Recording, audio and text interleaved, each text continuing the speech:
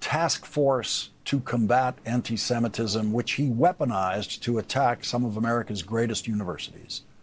One of the leaders of the Trump task force said this before any investigation of any of those universities.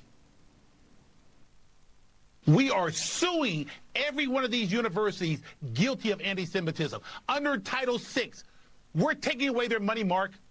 We're going to bankrupt these universities. We're going to take away every single federal dollar.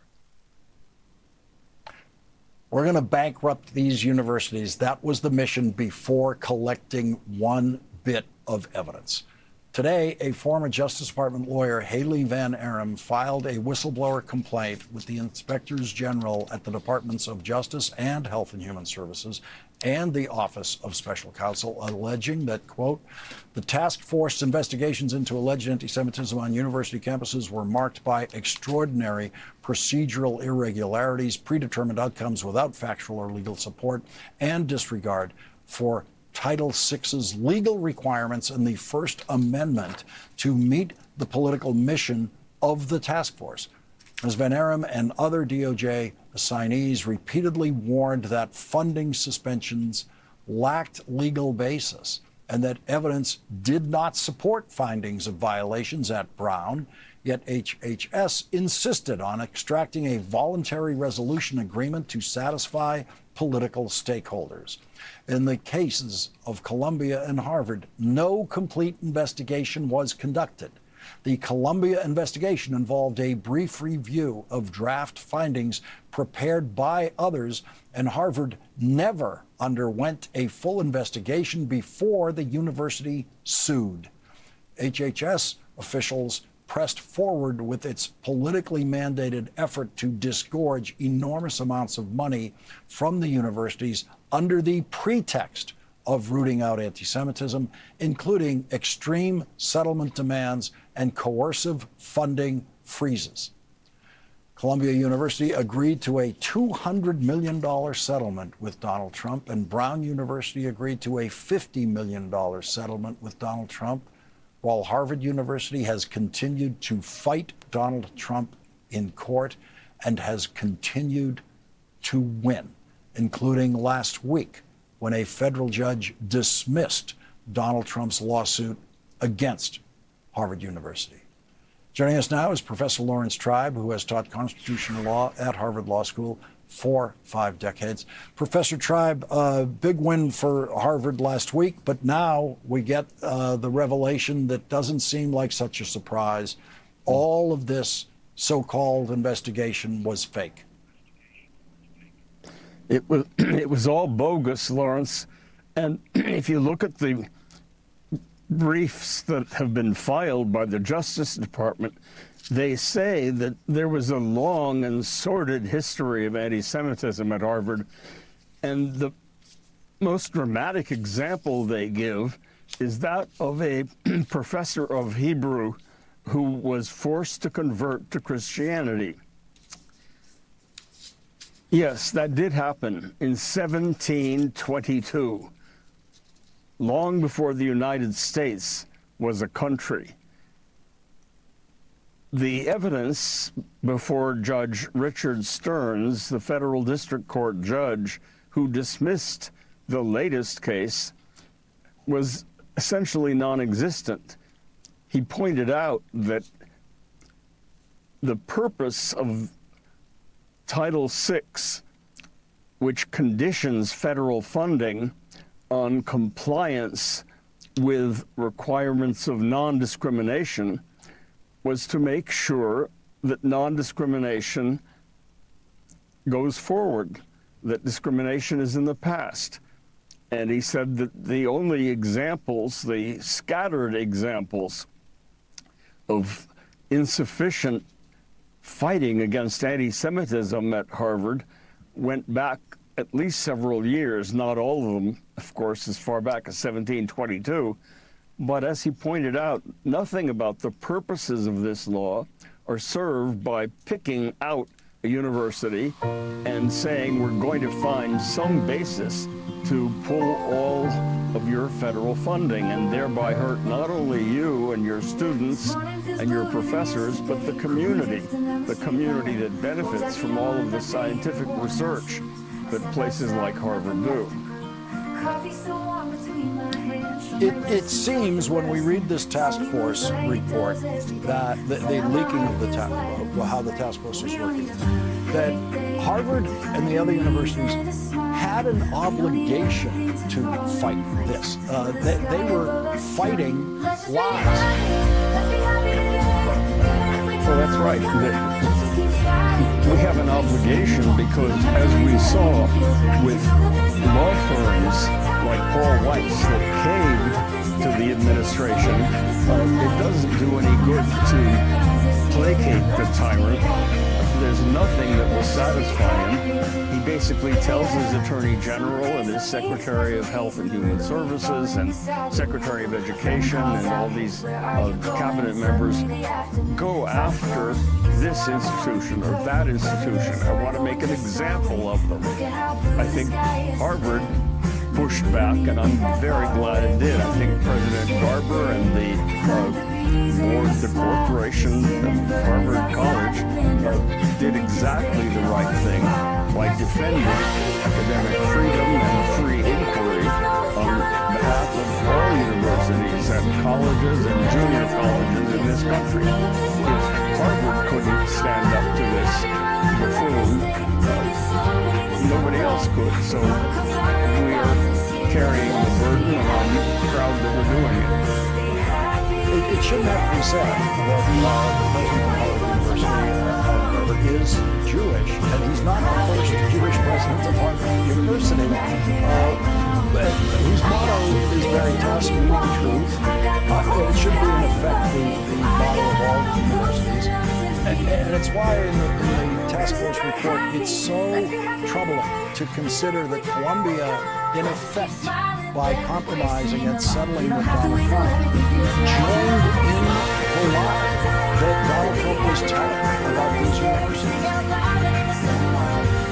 Well, I think they did so under protest. They obviously felt coerced, but they should have fought back, as should everyone.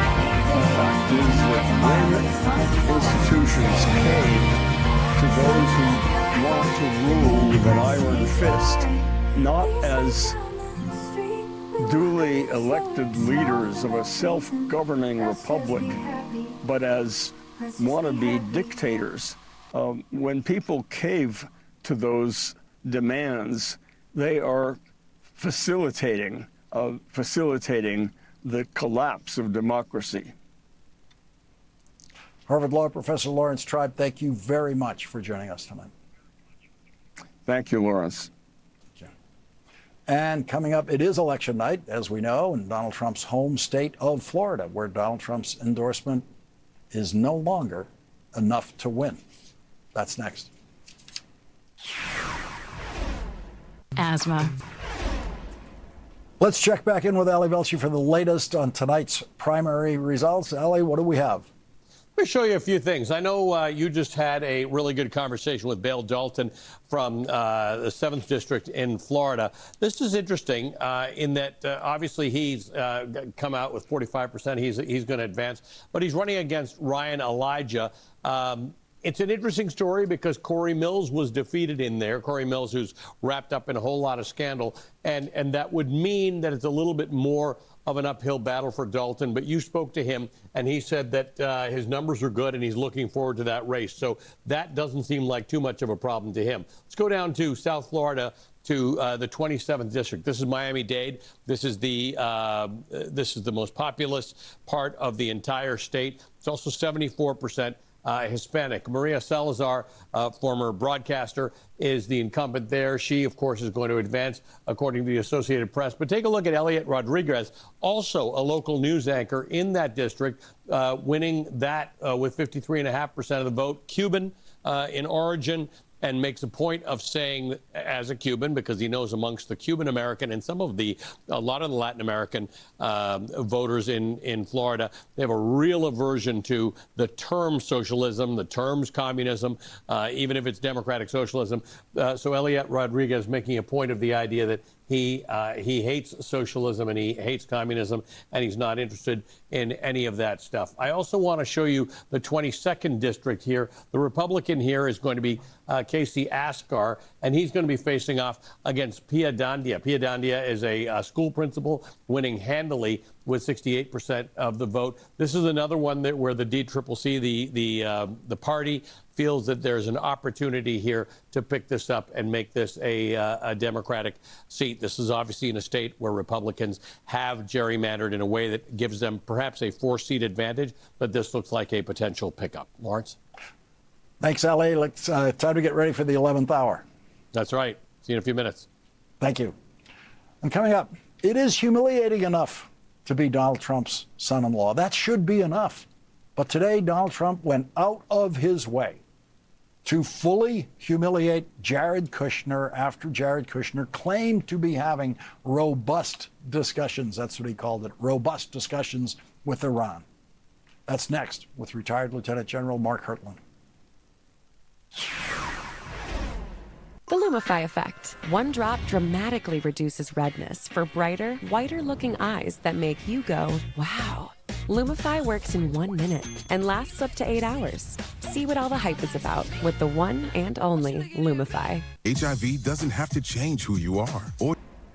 Donald Trump's son-in-law is very good at humiliating himself. I mean, very good, especially when he tries to sound like a diplomat. The conversations between the U.S. government and different areas of the Iranian government at all areas is probably more robust than it's maybe ever been. There are no talks or conversations going on. And that's not me saying that. That's word for word Jared Kushner's very nasty father-in-law, who, after Jared Kushner told the world on TV that the conversations he was having with Iran are more robust than it's maybe ever been, Donald Trump said there are no talks or conversations going on or scheduled with the Islamic Republic of Iran. In response to that direct contradiction and humiliation, Jared Kushner, of course, said nothing. So, who are you going to believe? A pathological liar or his cowardly son-in-law who would never be consulted by any other president of the United States about anything? This morning, Donald Trump did something that the 25th Amendment was written for. The 25th Amendment was written in anticipation of a president suddenly becoming physically disabled to the point where the president could not do the job, or mentally disabled. This morning, Donald Trump did something that deserves invoking the 25th Amendment and removing him from the office when he released a map of the Strait of Hormuz labeled as new U.S. territory. And not one Republican objected to that. Not one Republican has any idea whether that was a Trump hallucination or whether that is evidence of Donald Trump being gravely mentally ill this morning. Not one Republican knows whether Donald Trump falls into repeated bouts of complete mental collapse that produce things like the declaration that the Strait of Hormuz is new U.S. territory.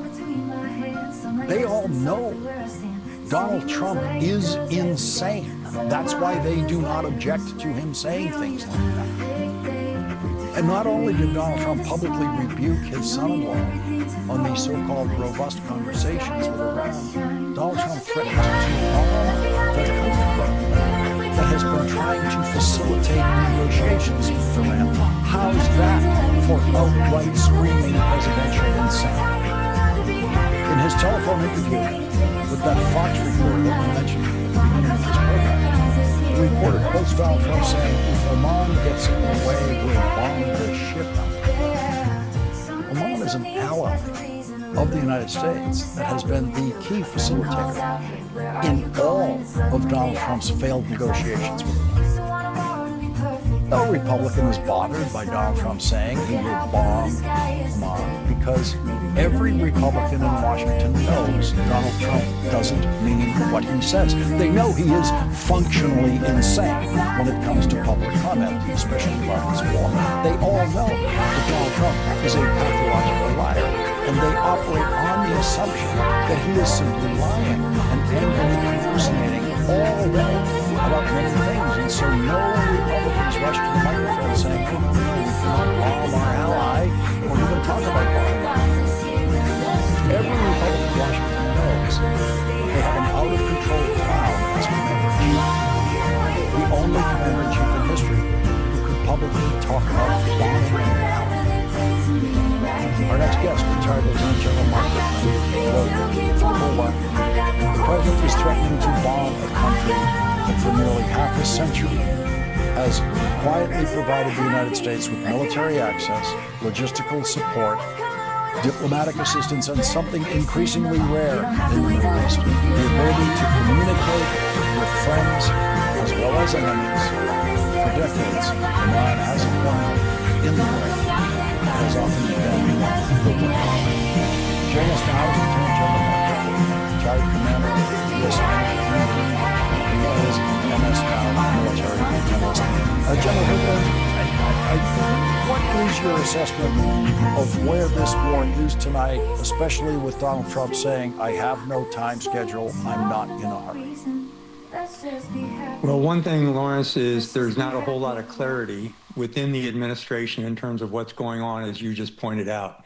The other thing that after I wrote that article that you just cited, President Trump this morning posted that graph or that map that you just showed that showed a circle around the Strait of Hormuz, which included part of Iranian territory, part of Omani territory, and part of the UAE territory, and claimed that he controlled that and it would be a new U.S. territory. That's the map there that you're now showing. If you see that circle, it encircles 3 different countries, as well as the waterway that provides the transit route. And what we've seen in terms of the discussion with both President Trump telling about how the strait is open, how it has been demined, and even included a comment that ships are already passing through, with the fact that Jared Kushner is saying he's conducting back-channel conversations with members of the IRGC, just don't seem to square. So as an American public, which has the passion of the military, it should have the support of the citizens, and it should have positive leadership within the administration. We're having some challenges in each one of those 3 areas that Clausewitz says you need to win a war. And the importance of the madness of Donald Trump drawing that circle on that map is mostly with Iran. That's what Iran is looking at when they're looking at the person they are at war with. They are looking at someone who has literally no idea what he's doing minute to minute. Yeah, and it seems that it's not only affecting Iran, Lawrence, but in combination with the president's comment on Sunday about South Korea and our alliances there, and the fact that he misstated the number of troops we have there, the importance of those exercises that are ongoing, but also things that he's done in the past with other allies, not only in Asia, but in Europe and also the Middle East. You can understand why it's not just Iran that's seeing this as foolish talk, but also it's concluding that we have some challenges with our allies and with people understanding what the president's trying to portray. Lieutenant General Mark Hertling, thank you very much for joining us tonight. Pleasure, Lawrence. Thank you. We'll be right back. I know there are allergens.